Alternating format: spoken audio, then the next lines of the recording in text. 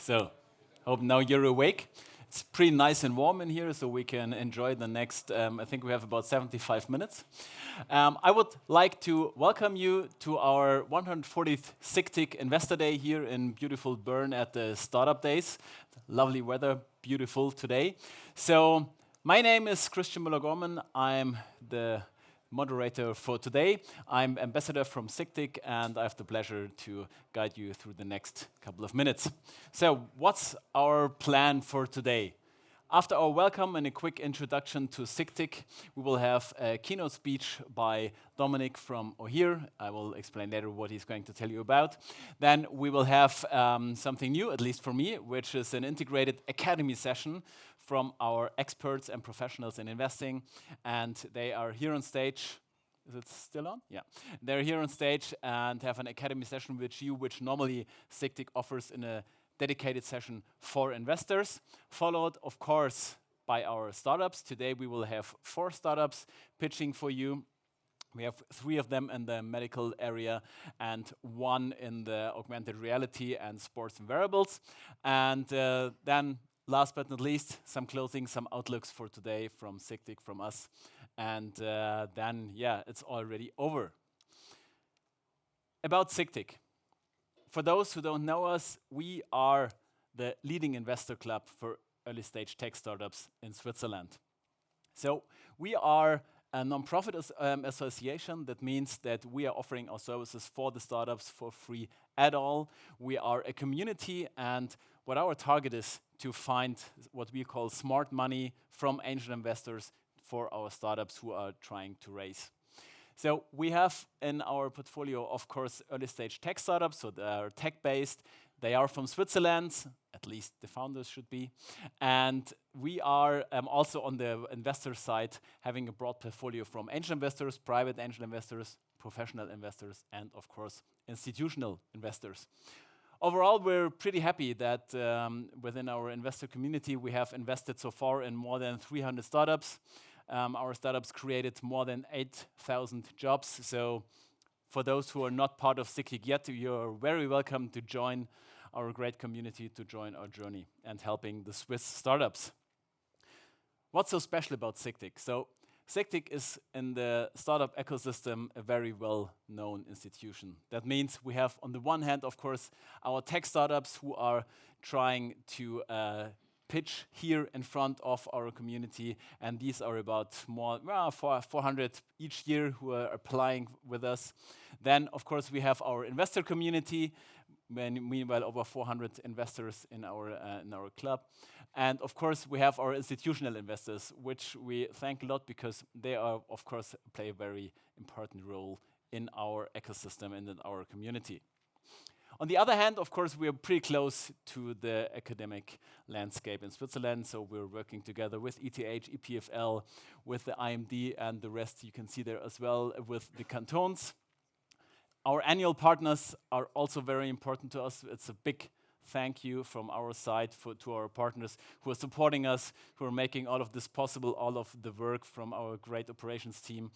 So the annual partners are very, very important to us. And last but not least, of course, we are members and are supporting other clubs as well.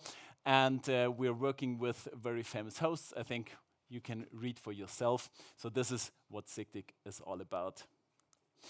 If you're interested in our startups, then we have a new, well, meanwhile, not new anymore, but we have a deal flow platform called Dilum, and we really like to encourage you to join us on Dilum when you're a SICTIC investor. Just to explain a bit that everything which you need to know about startups and the complete deal flow is in there. So you have everything in one app, one platform, everything you find there. You have the portfolio, you find the interesting deals, you see all the interesting news about investments, who's interested in what. So all of the community activities you can see in this platform. So really, please join us in there, being a SICTIC investor. It's pretty easy. You can just use your investor email address from SICTIC to log in, and then you just kick it off from there. We are, of course, try to encourage our investors based in these pitching sessions to mark your interest into the startups. Then we can organize the matchmaking between the founders and you, the investors. So how does it work? So if you're interested, if you see a startup, maybe you see it at the pitching event, or maybe you just are searching through Dealum and see what's interesting for you, then just click on the funding section, and there you see the button Mark My Interest. Then if you click on that one, you can see that the interest is being marked. You see it then also in your portfolio, which startups you're following. It's just like a following function, right? The same, of course, you can do online, on the mobile phone, I'm sorry. So also there, you can go to your funnel, go to the pitching startups, then you see also there the funding button in the menu, and then just click on Mark My Interest. And then we see what's happening. You see that you want to be in contact with any of these startups, and then we will do the rest and take it from there and get you in contact with the founders. I hope that's pretty clear. And with that being said, I would like to hand over now to our keynote speaker. I welcome on stage Dominic from OHIR. He's talking about communications and why it's so important. So please give a warm welcome to Dominic.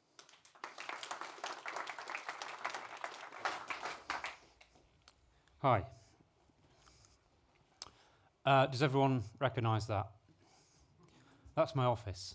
In fact, no, sorry, it's my old office. It's also the home of the UK Parliament, as you all know. Those are not my former co-workers. They're actually some tourists that were there the day I went to get a picture for this presentation, but there we go.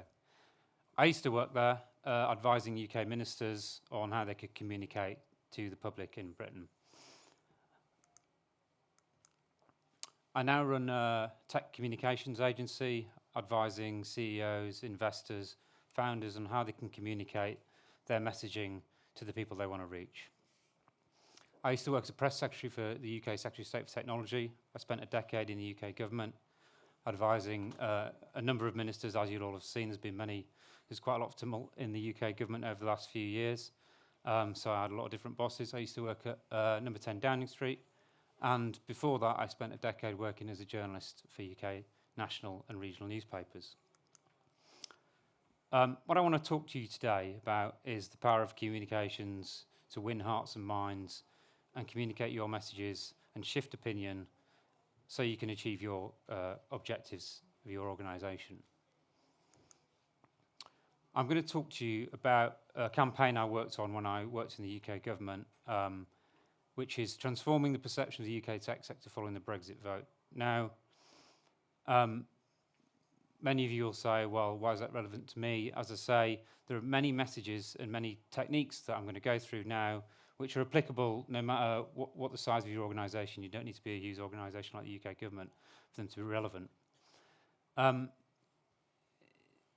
so, cast your mind back to 2017. Brexit, for anyone who doesn't know, was when Britain voted to leave the European Union. It was quite a tumultuous time. In government, the ministers in the UK were very, very concerned about the daily barrage of gloomy headlines and opinions. This is an FT story looking at a threat to the focus of economists wanting to invest in the country. Here we've got a fear in the tech sector that hundreds of people will reject jobs. There was a real concern that there's going to be a shortage of staff.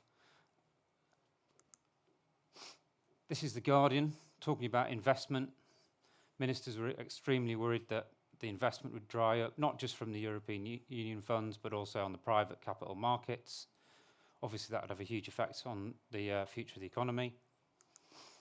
And we had daily speculation between what kind of Brexit deal that was going to be struck by the British government. Was it going to be the so-called hard Brexit, we were going to leave with no trade deal? Was it going to be a soft Brexit, some kind of deal that leaves us in the middle, or something else that was going to be problematic because of the uncertainty?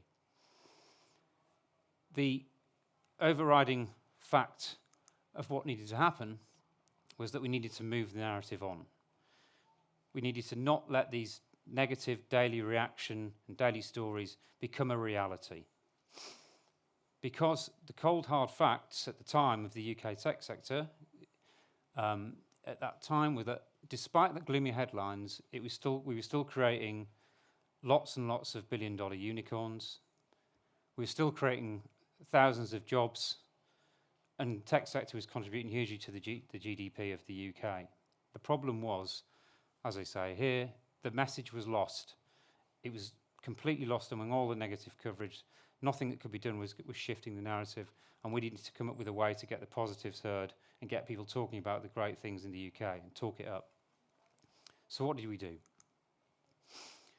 We launched a multi-year communications campaign. At the time, I was in a role as the head of communications for technology in the UK government. With the ministers, we launched a campaign, a multi-year campaign, bringing together the independent body for technology in the UK called Tech Nation, bringing together some external agencies, and we set about shifting that narrative, changing public opinion. Now, the 6 things we did, as I say, can be taken to help any business, any size, improve its communication. So what do? We set our goals and we measured them. We identified the target media and made sure we understood our audiences. We made sure we had a clear and consistent narrative. We deployed independent advocates and ambassadors. We used data-driven storytelling, and we made sure we plan ahead. I'll go through each one now. So, setting goals. The main thing we wanted to do was get the feel-good factor back in UK tech. We wanted to change the way that people were talking about it, and that's not just the media, that's the people in the sector that were worried about where it was going. They were worried about whether they wanted to stay in the country. They were worried about whether they were going to come to the country. We wanted to get those network opinions moving. And we also wanted to raise it up the agenda in government, because the only thing that the government at the time in the UK was bothered about was the shape of what the deal would look like, and firefighting on all the fronts, whether it was the health sector, what shortage was going to be, whether it was the Home Office on immigration, things like that. No one was interested in technology, so we had a job to move it up the agenda in government. As we were going through, as all businesses do, we measured our goals as we were going along and to see how we were getting on. And these are some of the ways we did it. That's a mock-up graph, just FYI. But we looked at the sentiment of the coverage, just as you would look at, whether your customers were happy if you're a business owner. We were looking at the sentiment of the coverage. Was it changing? Was it becoming more positive? We were getting more stories that were looking at the good things about the UK tech sector or not, and what could we do to change that? The coverage in terms of numbers. At the start, no one was really reporting about technology. It was buried in all the papers. It was buried online. Even on social media, no one was really talking about it. We also did polling. So we did polling of the public to see if anything was cutting through. We did focus groups with those that were to test our messaging, the sort of messaging we're using to communicate with people. And then we organised events such as this, and we could tell by the interest and the size of a number of people that were attending whether this was working. The second thing we did was identify the target media and understand your audience. Like, everyone here will know the major outlets that business readers read, the Financial Times and whatnot, but we had identified 6 different targets, and then we made sure that when we were reaching out to specific journalists at those outlets, we were giving them the things they needed and the messaging they want. But we were quite clear. We had to reach different audiences to get our message across. So we had the business audience there. We had the BBC, the Times, the Politico, those sorts of audience read by politicians. We wanted politicians to get on board with our message right across the government, not just in the department where I was working. It was an international campaign. This was about getting and boosting and bringing in more investment into the UK. So you've got things like the Wall Street Journal, Axios, WeWo in Germany. And then no international campaign can succeed without getting people domestically on board. So we knew we had to talk to the domestic UK audience, and that was through regional outlets such as the Scotsman, Yorkshire Post, Belfast Telegraph. Obviously the technology sector you'll know, TechCrunch and Sifted, Business Insider, those sorts of places. At the time, Twitter was a very different place. As we all know, it's slightly different now under Elon. That was the place where you could really get voices out, pushing your messaging in an organic way. If you're doing it nowadays, obviously LinkedIn, as you all know, is the prime social channel for getting your messages out. Underpinning every great communications campaign is a core narrative. The core narrative should see all your messaging set out clearly, and anyone using that messaging should stick to it. It should be based on themes. These are the 3 pillars of our core messaging: investment, talent, and successes. And everything we did, every press release, every speech, every roundtable, every tweet, went back to messaging that was based on these pillars and on this consistent messaging house. For investment, we focused on the amount of investment coming into the UK, the reasons it was coming in, such as the global language we've got in the UK, the world-class talent, the great regulation, the unique factors that are compelling and drive an interesting narrative that journalists can write about. For talent, we talked about the things like the world-class universities again, the amount of jobs that were being created, where the jobs were being created. We explained why the jobs were interesting, why the jobs were valid, because they were highly paid, they were good skilled jobs to bring people on board. And then we talked about the successes. The successes being the number of businesses we were building in the country, what things they were doing, how they were improving people's lives. To get people on board with technology, you need to show the case studies of the end result and how it can make people's lives better, rather than focusing just on specific technology and how it works. There are also other things you can do to create a clear and consistent narrative which is entertaining and engaging. They're all tricks. I'm sure you saw it during the Brexit campaign. Get Brexit done, or take back control. Maybe you didn't. These were kind of slogans that were trotted out by the political parties at the time. And by using sort of great three-word slogans like that, and hammering them home and making sure that people repeat them and stick to them, they enter the lexicon of speech, and people start to believe them, and they take on a form that they didn't before. So for us, we had very simple ones like tech is great, tech for good, when we were promoting the great things that tech did. And then everything we did sat under our overarching aim, which was to make it clear that the UK was the best place in the world to start and grow our business. That was our North Star. That was where all of our communications went back to get that message across, both domestically and abroad. We deployed independent advocates and ambassadors. If you want your messaging to land, to be believable, the best people to tell it are people not connected to the campaign, but people that are independent and removed. They make it credible, they give it authenticity, and if they've got the right level of stature, they can amplify it. So, for example, we did a story about the number of unicorns the UK created. We got the PM to announce it on Twitter, and that Twitter got over sort of 3 million shares, retweets. It got it on her agenda at the time. The Prime Minister at the time was Theresa May.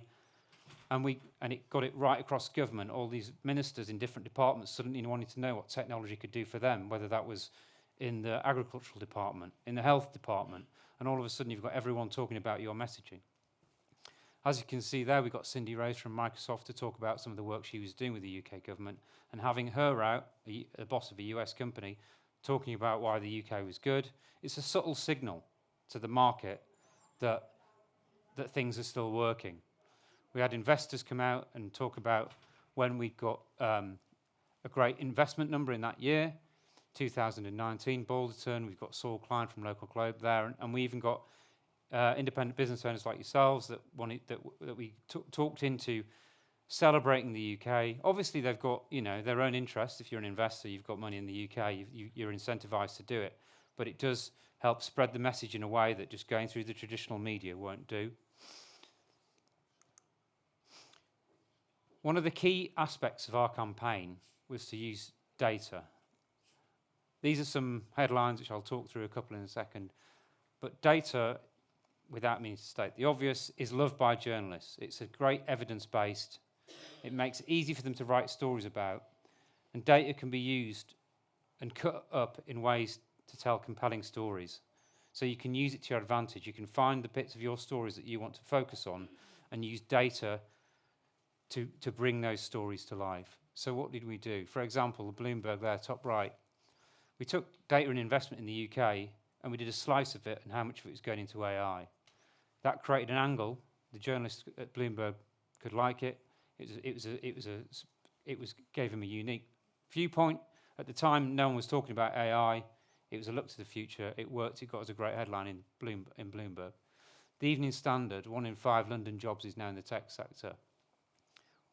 We did some work with a jobs recruitment site to find out where the jobs were being advertised. We found out that 1 in 5 in London was in tech. Very simple, recut the data, gave it to the biggest paper in London, and there we go, we got another story out of it.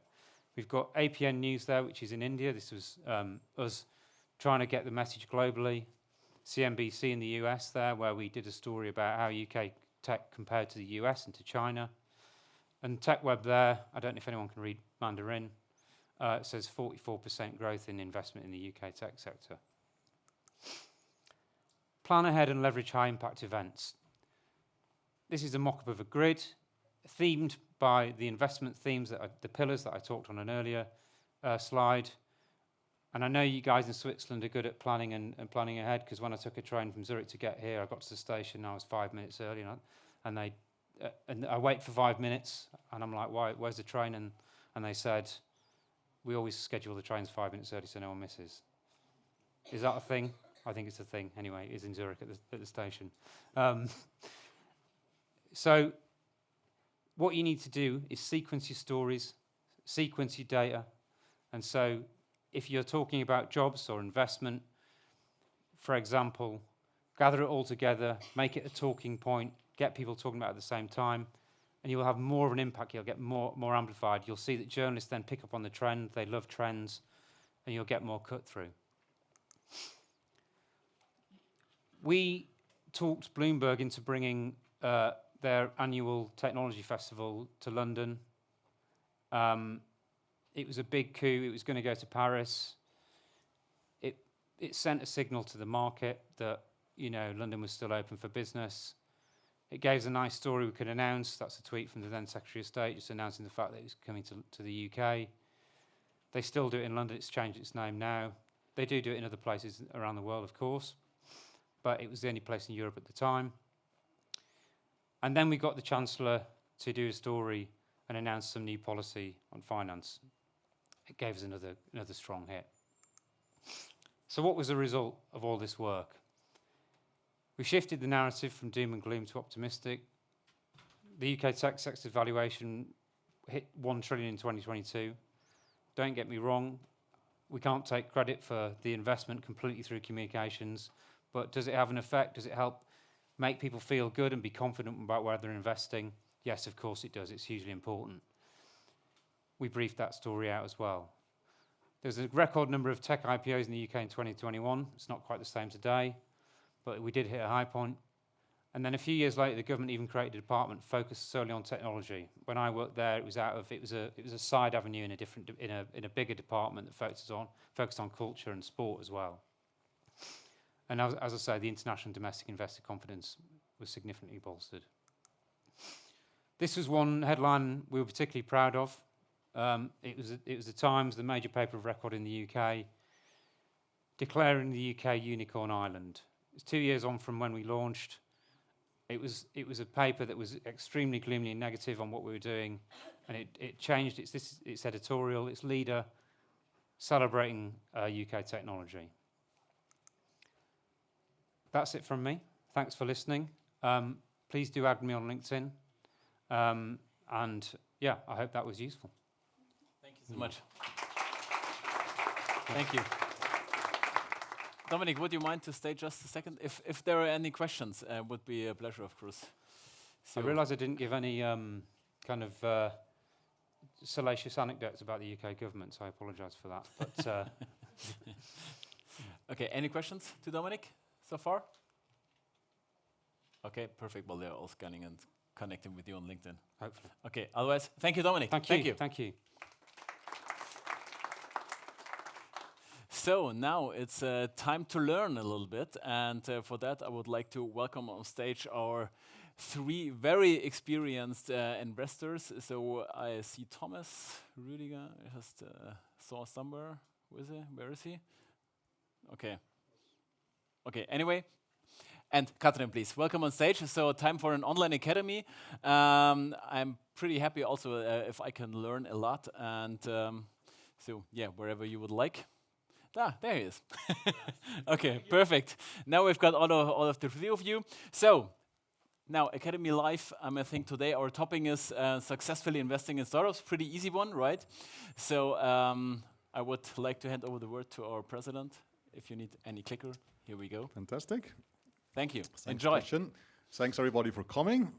So we have a short section because we do education of people that have never invested, and the idea is to get them connected to other investors which have done it, to share some experiences.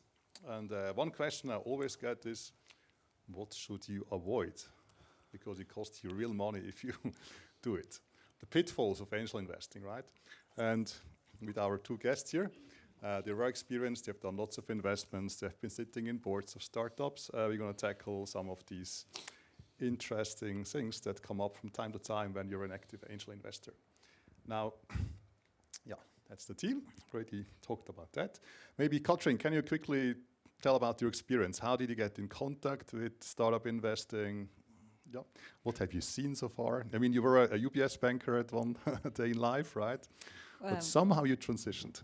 Exactly. Well, I was working at UBS for a long time and was also like the whole startup scene, the whole venture capital was just about to start. It was really new.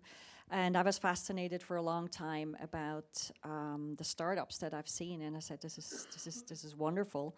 And so I think my first pitfall was being very fascinated and having met two startups, and I was totally convinced those are it. And before I joined SICTIC, so I invested quite a large sum. I was making my due diligence all by myself. I invested, I said, those are going to do it. And within 5-7 years, I will get some returns. Still has not happened because 7 years is quite long, I can tell you that. I later on joined SICTIC and went to the academy and discussed and realized, oh no, okay, you should do like little sums, come with little sums and more investments and do more investments. So of course you spread, like in banking, spread your diversity into different companies. So don't have all your eggs in the same one basket. Exactly. And make sure you have multiple bets. Yeah? Exactly. Cool. Then Ruediger, I mean, you were a private angel investor before, and then you moved on and took other engagements. Okay. Maybe tell quickly where you come from and what you do today. So I started with my private business angel investments, I think around 10 years ago. I have around 10 private investments. And since 3 years, I'm working now more on the professional side. I'm managing a portfolio of 2 families. One of is of the SETI here in the Berne Park outside of Bern. And my experience is you see quite common phases of a startup, which are really quite common. And out of this, you get then out of this experience and exactly the experience what and how you have to look on the contracts, on the due diligence, on the team side. And this is what we will discuss. Okay, fantastic.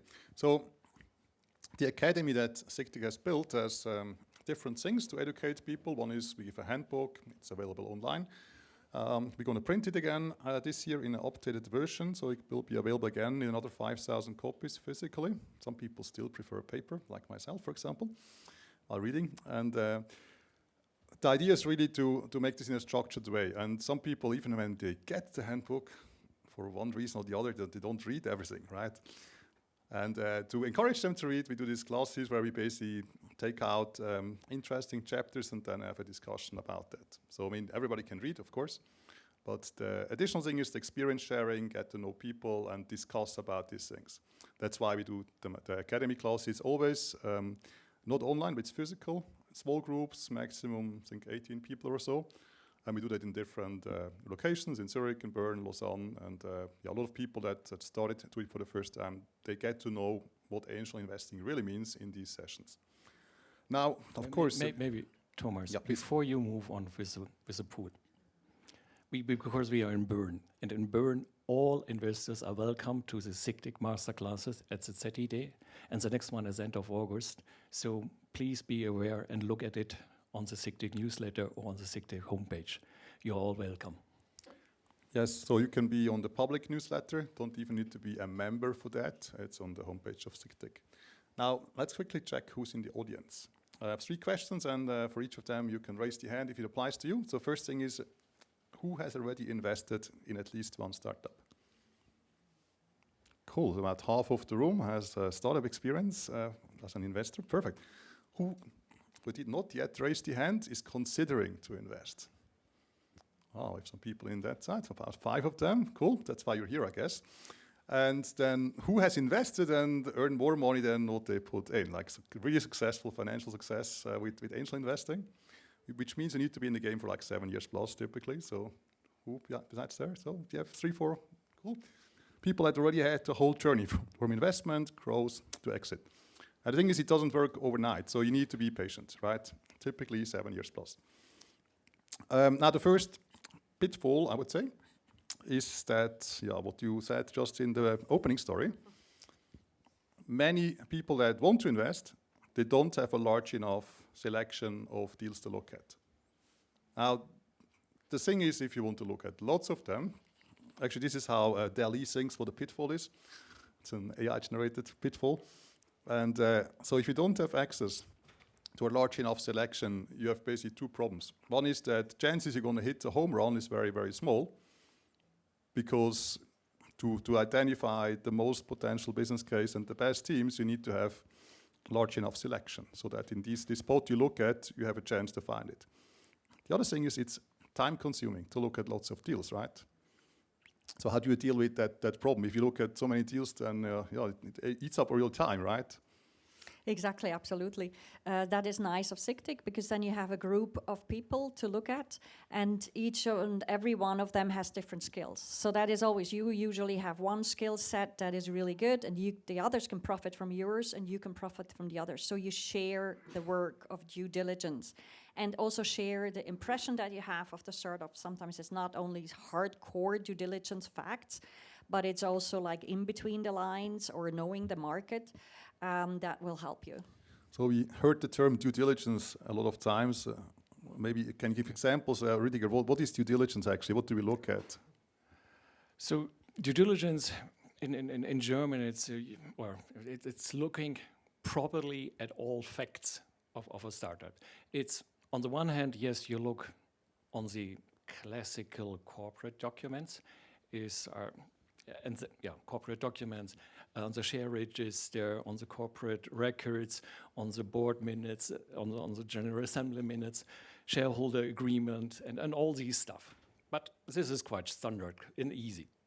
Then you look on the contract side from the clients or with the suppliers. Maybe they have any. You look quite especially on the IP from the technical point. And quite often in a young company, the people are started with no contracts, and then the IP is not with the company, it's just with some private person. So you have to work on that they have really the IP with the company and not. Just as an example, when eBay, it's one example, and this is quite often one. When eBay bought Skype for $1 billion, they didn't know that the source code rights are with the owner, not with the company. Then they had to pay extra later. Yeah. So even it happens to the big ones. Yeah. And financials, technical part, and everything. There you have really, and the team at the end as well. And this is the most difficult part. Good. So now that you know what due diligence is. No, this is due diligence. But the first question you had here, lack of deal flow. Exactly, yeah. So we had here a couple of people who would like to start in it. What does it mean? How they can create their deal flow? Because if they're just saying, hey, I want to invest, where do they find the investment opportunities, Thomas? Yeah, I mean, not all the angel investors want to go into the limelight and tell everybody on social media at events that they look for investments. They want to be a little bit hidden. Right? And it also takes a lot of time to build a reputation such that you become like a magnet of deals.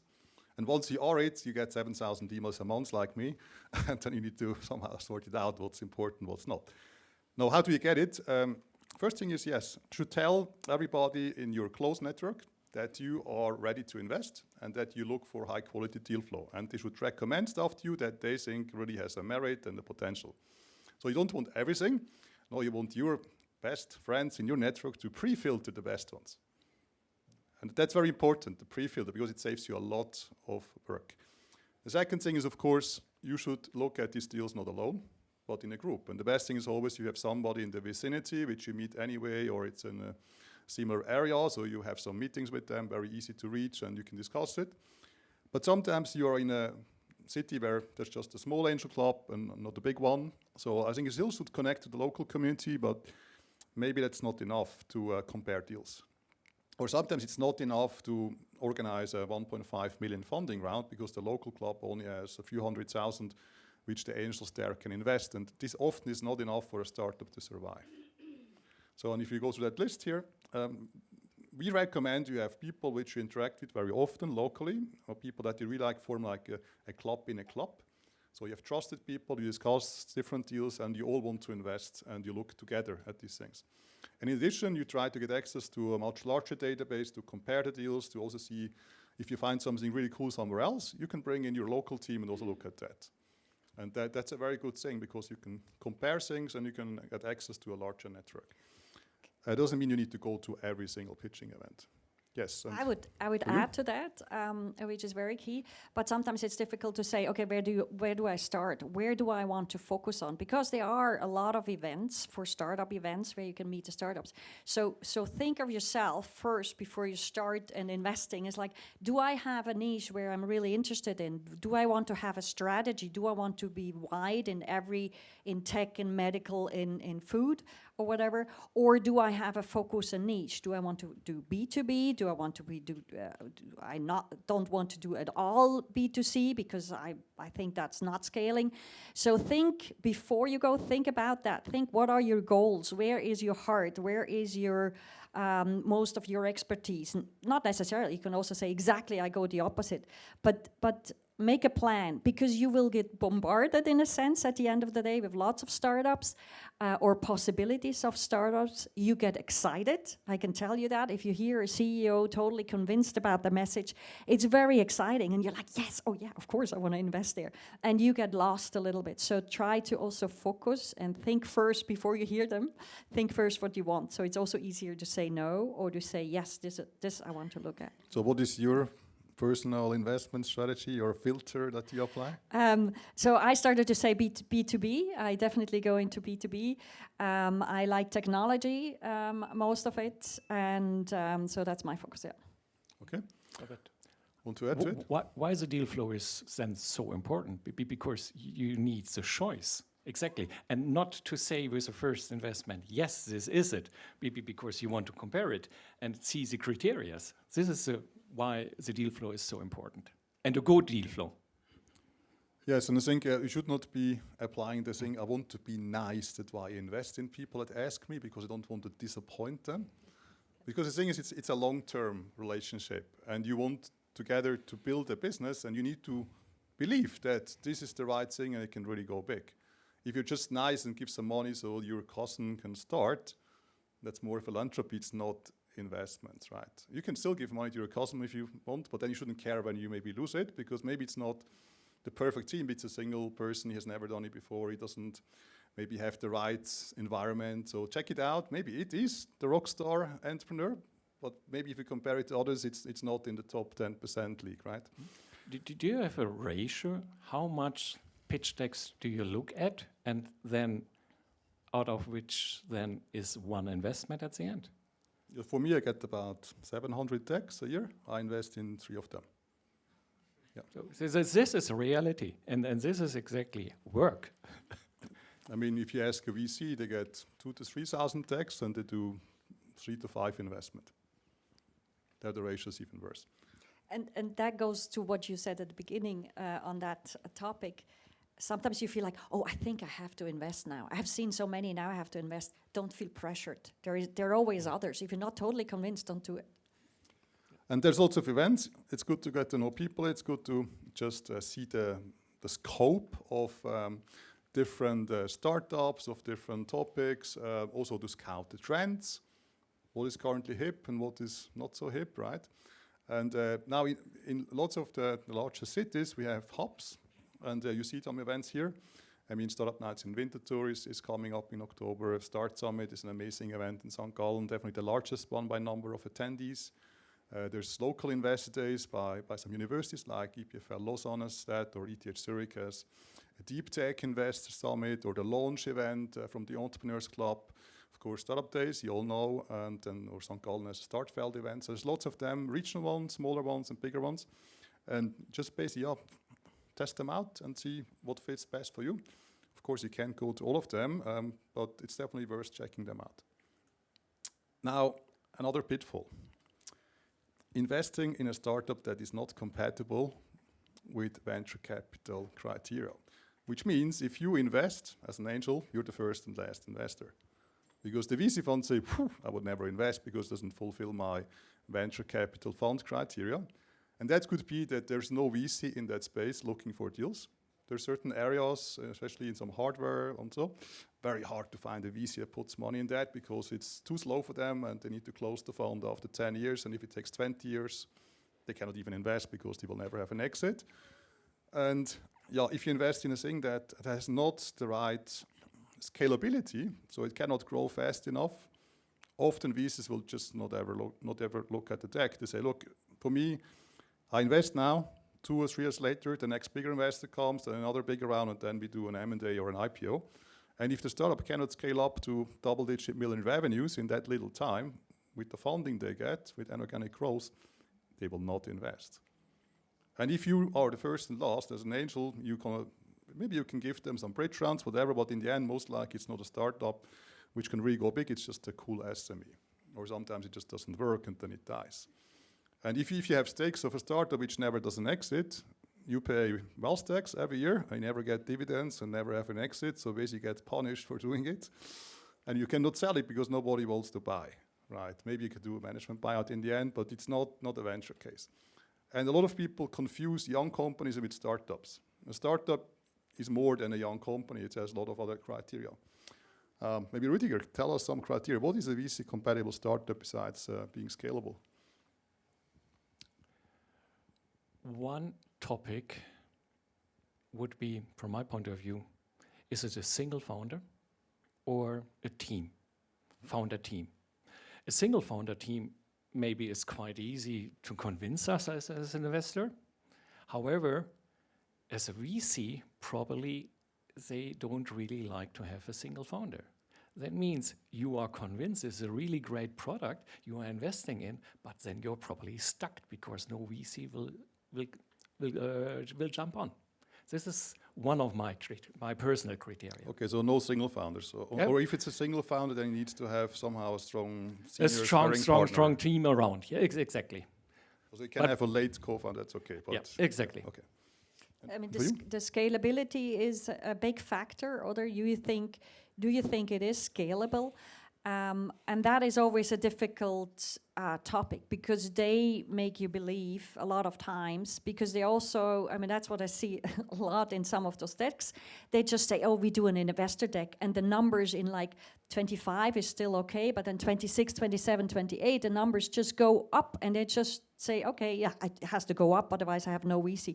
So look at that and realistically and challenge on that one. I think the scalability is key and it has to be realistic. But here a short question.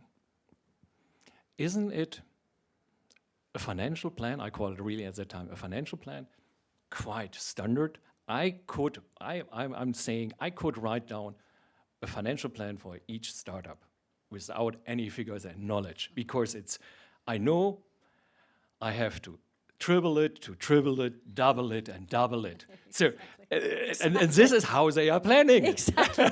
That's exactly why I'm saying it. That's exactly what a lot of them are doing. So you have to ask the questions, but this is where you have to dig through and dig in and say, is that realistic? How large is your market? How much market share do you want to have? Do you want to have 50% market share? Is that realistic? Oh. Is 50% EBITDA margin realistic?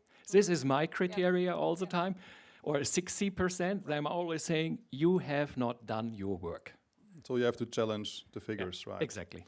So there's lists of the green ones which make you VC compatible, and then the red ones, typically they will never see VC money, especially if they don't really want to grow, if they don't really have a plan or even want to sell the startup, if the ambition is not on the right level, right? Or if the ownership was so diluted that basically the owners are already minority shareholders, right? So I see we need to wrap up in timing because we started a little bit late. That's okay. Let's do it very quickly. So we have pitfall number 3, which means due diligence. There, she already mentioned that. If you do it in a group, you save time. And because you have more eyes and more experience, you're going to find more risks and more opportunities. So you have a better understanding what you engage with. And it's totally okay if there are evident risks, but it's not okay to be blind for risk and later you're going to be having big troubles resolving them. Yes, but you can accept risk as part of a deal, and then maybe it lowers the valuation if the risks are really high. Doesn't mean it needs to be risk-free, because no startup is risk-free. It's not risk-free. It's never risk-free. You have to take risk, but you have to know the risk. Exactly what you're saying. Totally. Good. And then this one, product market fit. I just want to give you a literature reference. A lot of startups have a hard time defining for them what product market fit means and if they have reached it. And if you don't know what it is, you can learn about it, and there's the book. It was written by Michael Sauter. He's the managing director of RA Ventures, a great angel club here.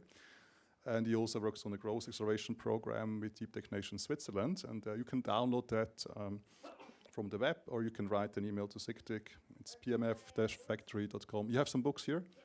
Okay, so Joelle will give out some books, so I'll be nice to her, and you get one. And for this book, this has as well a specific chapter why product market fit is important for investors, because the investor has a role as well, maybe to destroy their own investment money if they are just too pushy. Yes, need to be sure that you scale up when you have product market fit, not Exactly. beforehand, for sure. And the handbook, which I mentioned, it's available at angelhandbook.ch. And if you don't want to read the 250 pages, we now have an AI assistant. You can just ask questions in 35 languages, including French and German. And even the answer comes back in German if you ask in German. So it's available on assistant.sictic.ch. Yeah, that's it. Yeah, golden rules to wrap up, and then we're done. Yeah? Christian is already impatient, I see. So we say deal selection is definitely key, right? I wanted to just say something about the academy, which we are here for. So the academy is so great because you have the Chattanham rules. It's a small group. You can talk openly. You learn from the other people's experience, and it gives you a chance to just exchange with a great network. I think that's a really cool point. So it's not just to transfer knowledge because you can read all the book. It's really the exchange. What type of experience you have done in this type of situation. And out of this you learn, because all these learnings you cannot really write down. Yeah, so if you read through that, there's 2 things you should always check out. And that's you need also downside protection. If things doesn't go very well, you don't want that the founder takes the money and runs without having delivered any value.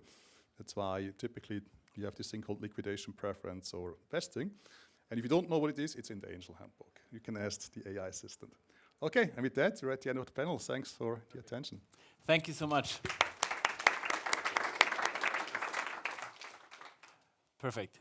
Thank you, Kathrin. Thank you, Ruediger. Thanks, Thomas. And as you can see, we could share experience on that one now for at least the next couple of hours. But now, coming back to pitfall number 1, access to deal flow. So right now we have 4 startups. We start with Carity. We're at the medical sector, as I mentioned. So how does it work? We have now 5 minutes for each startup to present their pitch. And then we have a Q&A session, about 2 to 3 minutes per startup. And after that, the next will follow up. So stage is yours. Welcome, Stefan. And you've got 5 minutes. Yeah, here we go. And there's the clicker. Thank you so much.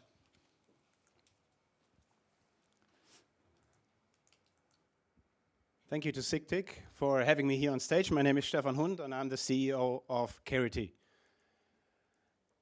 If you have a cardiac event, the most important thing you have to do afterwards is exercise. You can reduce your risk of rehospitalization, and a second cardiac event if you do your exercise. However, a lot of people don't know what is enough exercise, what is too much exercise, and what is too hard exercise. 80% of the people don't adhere to their exercises a little bit after the rehab. And doctors, last but not least, are missing the right data, which is available today for a good personalized care. The solution would be so easy. You take the data from wearables and give it to the patient in a specific usability age group app, so like sort of 65, 70 years plus, that's the age group, giving them the assurance that their workouts are in the right level, not too much, not too little, and these targets can be adjusted over the time together with the care team, and thus boost the adherence for the patient. And at the same time, you take that data and give it to the care team in a tailored report, tailored to their needs, only relevant information to leave a positive impact on the therapy. And Carity is exactly doing this. The patient app has 3 sheets.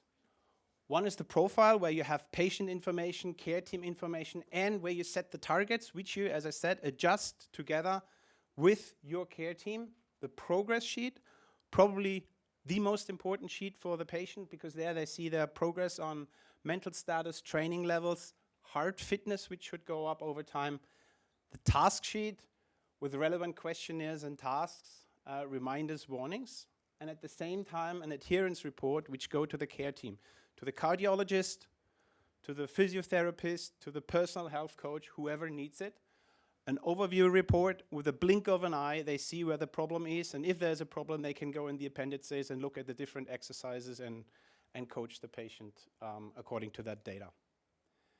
Carity promotes the services through the rehab clinics to the patient, explaining the care team that they have more active, more adherent patient, healthier patients. They get the data they need, and at the same time, they have access to additional aftercare business, meaning once the patient leaves the rehab, right now, the patient is gone. In the future, they could monitor them going forward with the report and coach them. Patients who are insured through the private insurance at the CSS insurance, they get reimbursed with 500 Swiss franc already. Currently, all other patients are self-paying customers, but we are working with the BAG already to get on the mandatory reimbursement. The AMI, the acute myocardial infarct market, is 470 million Swiss francs, about a third, a bit more in Europe, a bit less in the US, is addressable by Carity, but we are already working and are 80% complete on additional cardiac sub-indication, meaning heart failure. That's the big one, and that would easily double that market. As I said, we are working with the BAG to get full mandatory reimbursement of 510 Swiss francs for the app. For that, we need 3 things. A clinical study, which we are running with 4 major Swiss clinics. We are about 2/3 done. Last patient in is around November, December this year. A cost efficiency model, could do that ourselves, but we let the experts do it from ZHAW. It's way more convincing to the BAG, because we want to show that we are not costing money, but we are saving money and improving quality of life. That's what they need. And no one says that, but it's pretty obvious and clear. A first reimbursement would be key. As I said, CSS is already reimbursing us. And the good thing is, if you have a big fish on board, now all the other ones are coming and want to talk to you. So I have a nice lineup of different insurances for Carity. All quality regulatory hurdles have been cleared. We have a quality management system. We are a medical device, class 1. We launched just on the Swiss market. CSS, I have named, won several grants. The future is now to finish that clinical study. That's our big thing going forward, in order to get that full reimbursement and use the time to go into heart failure, oncology, and a geographical expansion into Germany, France, and a bit later on then to the US. Behind the scene, besides myself, is Alexei, our specialist on technology, quality, regulatory, and Karina, our behavioral scientist. To achieve what I was just saying, I need another 1.4 million Swiss francs. I'm happy to say that our 4 investors are all committed. They are all pitching in. They give 430,000 together, so leaving 970 open. And this is why I'm here today, to convince you that we can close that financial round. Thank you. Thank you, Stefan. So, now I think you will still need to answer. Any questions from the audience, please? Yes. Please. What type of startups did you have before as a serial entrepreneur? I'm an employee of Evolin, a venture builder in Zurich, where I have a portfolio of 14 startups below me, but Charity is taking most of my time. I committed 60% to Charity, but I'm taking care of many other ventures, Colibri, Siva. These are the main ones at the Evolin portfolio. Any further question? One more here at the back. Thank you. I was wondering, what is your core competence and your unique competence that nobody can replicate you? You mean at Charity, not me personally? Yes, right. The startup, yeah, the team. Look, if you ask around the competition, there are many fitness apps on the market, but that's not what Charity is. Charity is a medical device. This is a hard thing to get, very hard, took us a while, and with lots of pain. That clinical study, doctors want a medical device, B, they want a clinical study that you prove that this works. Also the BAG wants to have that. And a fitness app is usually also not the right thing for the rather elderly age group. Here we develop the app as well as that HCP, healthcare professional report. We develop that with patients and with doctors exactly for their needs. Perfect. So thank you, Stefan. Thanks a lot. Thank you. And so here you see the QR code. If you have interest, a big applause for Stefan. Thank you so much. Yeah. If you're interested in Charity, please scan the QR code and then you can directly mark your interest and then we will get you in contact with Stefan from Charity. Next one is okay, there you go. Now we're in the augmented reality section, wearables, 5 minutes. So Gabriel, stage is yours. Enjoy. Thank you very much, and it's a great pleasure to be here. My name is Gabriel, and I'm one of the co-founders at Provu. We are developing wearable technology for outdoors.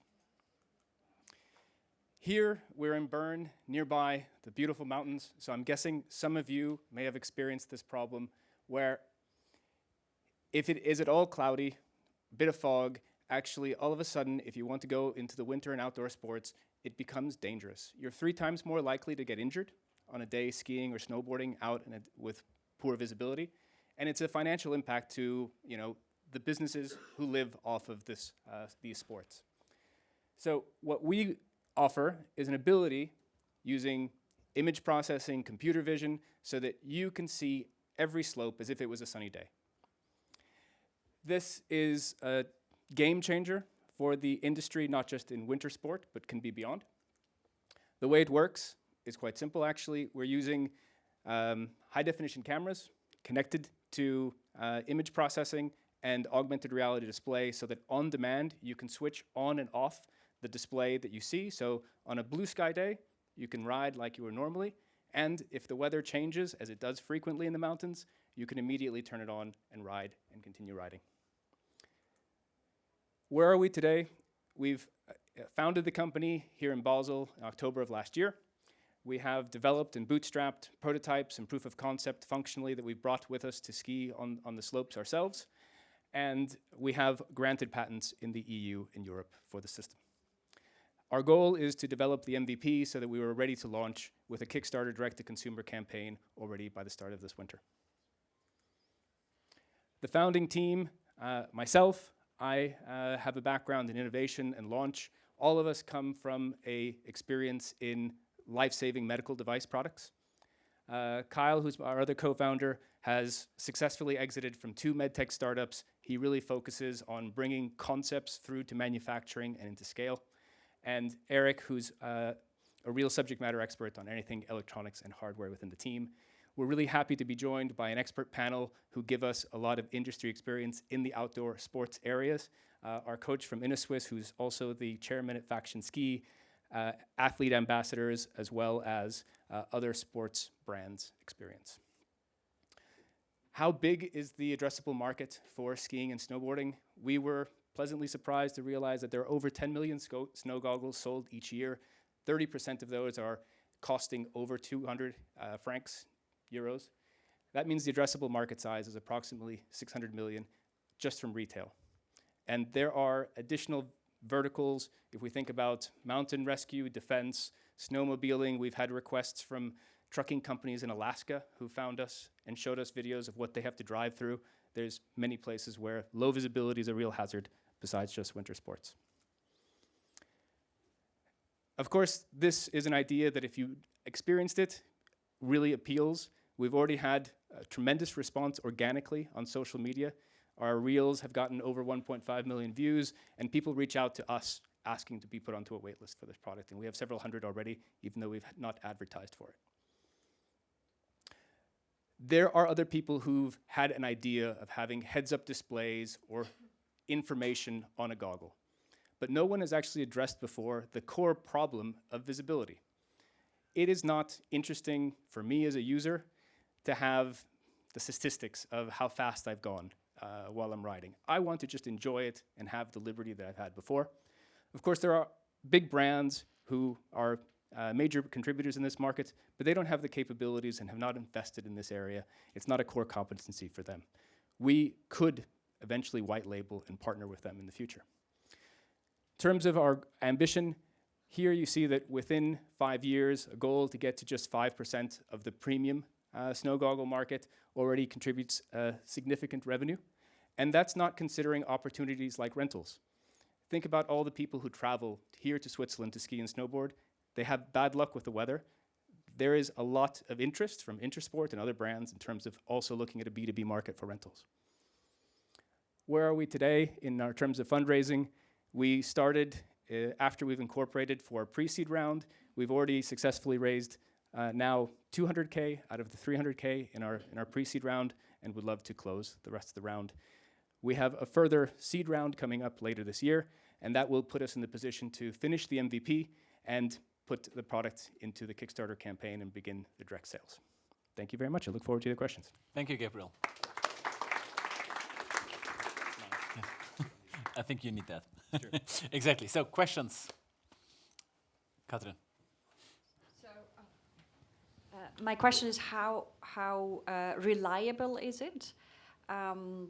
If that is all of a sudden blanking out, it's a huge risk. And how heavy is it? So we are able to keep the weight on the goggle to less than 100 grams.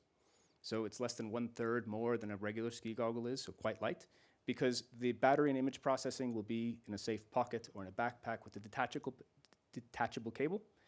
The reliability, and that's a key part of our intellectual property also, if you turn the system off, if the power turns off, it works like an everyday goggle. So it fails safe, and that is also really core to our design principles coming from medtech, realizing how to define quality safe products. Thank you. Okay, next one here. How do you deal with fast vibrations and fast movements? Because like skiing is quite a hectic sport, I guess, so I move my head quite fast, I have bumps, so how do you deal with this?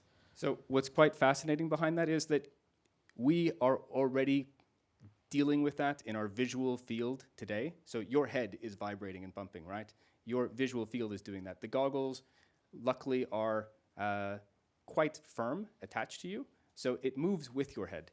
It actually moves a lot like your eye normally moves. Of course, the latency has to be very low. You can't have a big delay, but that's achievable, and we already have latency, which is, quite acceptable. Any further question? Here, just. Sorry. Can you get like motion sickness or anything like that? Like some of these kind of wearable goggles can obviously give you, the side effects can be like headaches and things like that. Does that is that ever an issue? Of course, we're still developing technology, so I can't absolutely say without a question no. The contributing factors to things like motion sickness are in virtual reality when you have a disassociation between what you're feeling and doing, and we are not doing that. I mean, you're seeing everything you're seeing in real time, as close to real time as you can. There are factors about how the display looks that we realized and are working on through our testing, but already we're able to ski with the products that we have. Okay, perfect. Thank you, Gabriel. Thank you so much. So also same here, if you're interested to get in touch with Provo and with Gabriel, then please scan here the QR code, and then we will take care and we show you how it works after the pitches. So next one is back in the medical area, ScanView. So please, welcome on stage. Another Stefan, here's the clicker, 5 minutes, enjoy.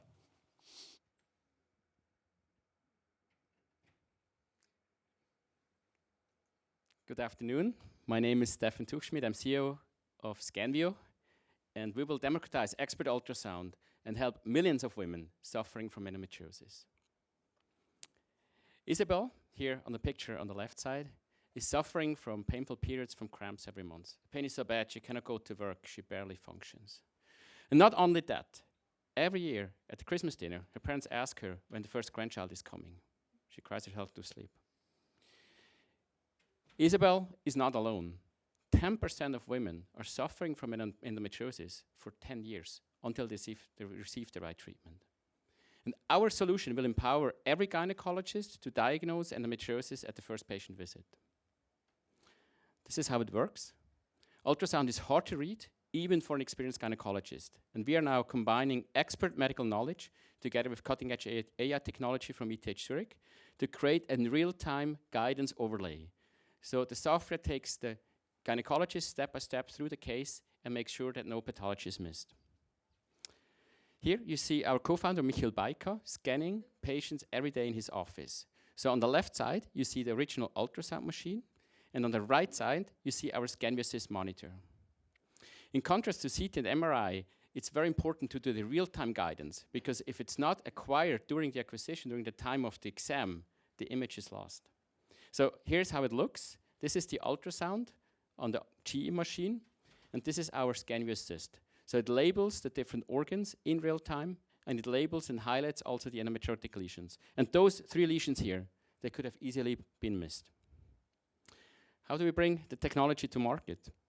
It's 2 steps. First, we will sell the ScanView box directly to teaching hospitals and fertility clinics. Why fertility? Up to 50% of female fertility is related to endometriosis. Here, the ScanView box connects directly to the existing ultrasound equipment, so we can use that. And also, the clinic can use the existing reimbursement, so we don't have to go for new reimbursement. And the AI provides time saving, so they can do more cases with the same reimbursement. The goal here is to create performance data at scale and to really get our product market fit. In the second step, we will then sell licenses to the ultrasound medtech companies, such as GE Healthcare, to Siemens and Philips. Reason for that is they already have existing access to the 1.3 million gynecologists. They have access to the 500,000 sonographers globally. And so by working with them together, we can access them at scale and can build a profitable revenue business with recurrent revenue. So who is us? So Michael Baika, you saw him in his office. He really scans patients every day, but he's also co-lead of the important ultrasound societies. I met my co-founder Fabian Laumer at the ETH AI Center. He was just about finishing his PhD on heart ultrasound in real time.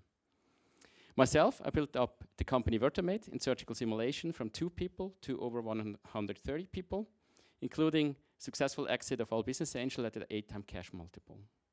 So I spent the last 15 years in really training of healthcare professionals. And I'm super excited now to use AI to incorporate the expert knowledge, the best experts globally, into the machine and make sure we can really bring that to the global healthcare system. So I think our biggest achievement is that we went from a concept to first in patient in 8 months, but we also already closed 6 pilot hospitals. We have a growing sales funnel, We got investments non-dilutive from InnoSwiss and Future of Health and those different funding options. And we also closed a business angel round, a small round of 599K last year. And now, well, I'm here today, and let's talk about the current round.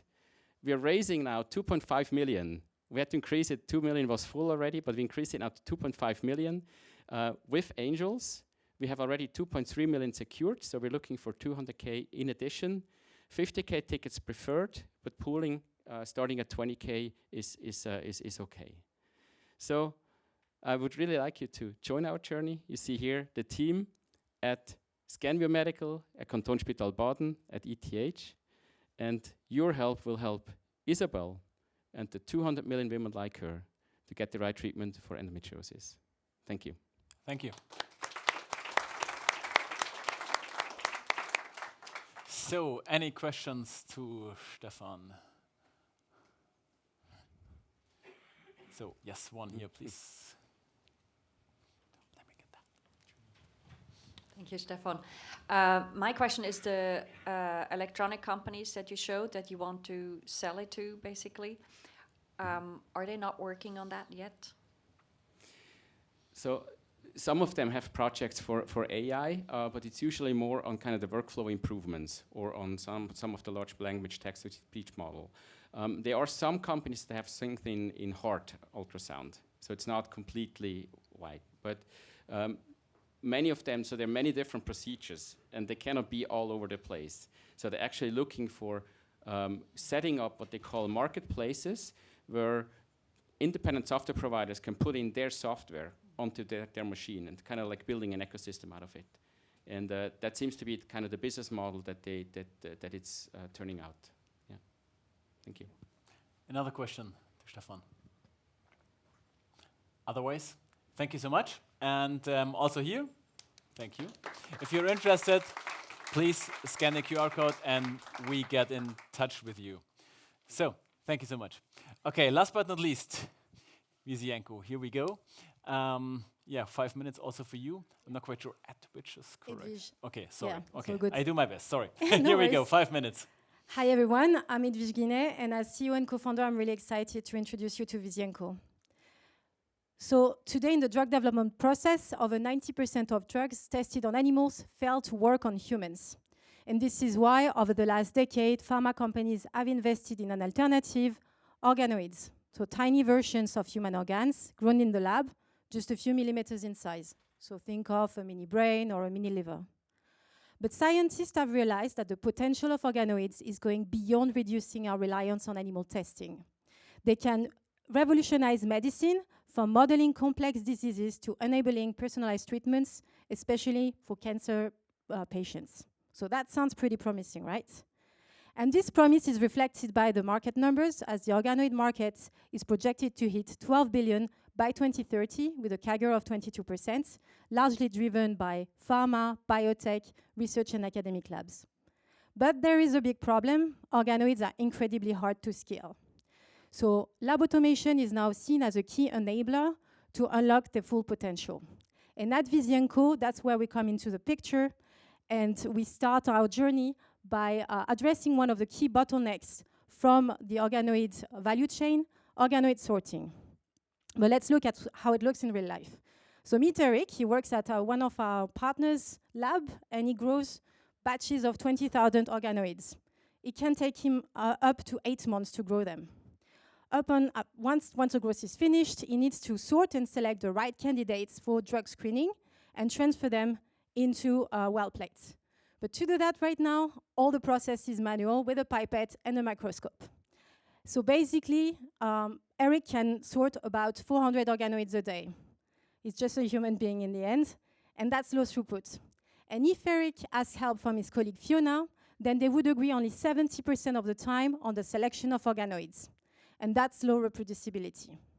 And that's where our first product, the Orgadroid, comes into the picture. So it's a compact AI-powered lab automation device which automates these manual steps Eric does in the lab. So it boosts throughput by a factor 7, increases reproducibility to 95% thanks to our AI model, but even more so important, it provides actionable insights from the data collected by the device. And what makes the Orgadroid unique right now is two capabilities. So first off, it can transfer and classify organoids at once. And second of all, it has the potential with its patented tip to transfer large organoids in a gentle way without destroying them in the process. So this technology has been developed at CSCM and is protected by 4 patents for which Visienco has the exclusivity. But in fact, the Orgadroid was developed in collaboration and in demand from the market directly. So that led to 3 years of R&D, 2 successful pilots that are now completed, and our first commercial deal with Zeiss. And right now, so the technology has been validated, CE marking is on the way and planned for July 2025, and so we're commercializing the device.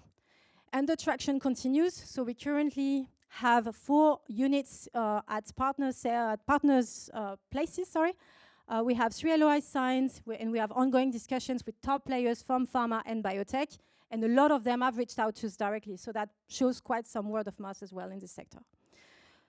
In terms of business model, so we start with one-off sales from the Orgadroid, combined with a custom AI model, to which we add maintenance, we add consumables through our patented tip, but also our data analyzer software that will be available from mid-2026. And our vision is really to power organoids towards 100% clinical success. So really we start with the Orgadroid capturing data and providing initial insights to labs. But the idea is to then lay the groundwork for a data platform to provide drug discovery insights and even later ultimately translate into clinical translation. And to support this vision, we're 3 committed and extremely driven co-founders with expertise in AI, lab automation, imaging, and business development, and we're supported by world-class advisors in biology, industry, and in hardware. And so to sustain our growth now, we are raising a 2 million seed round to launch commercially our device in Europe, prepare for US market entry for 2027, and continue to develop our products, especially the software layer.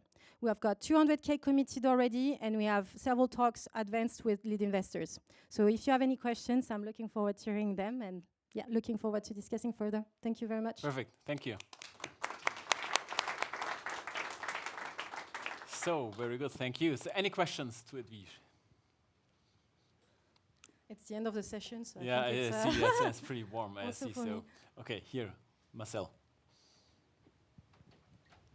Great presentation, thank you.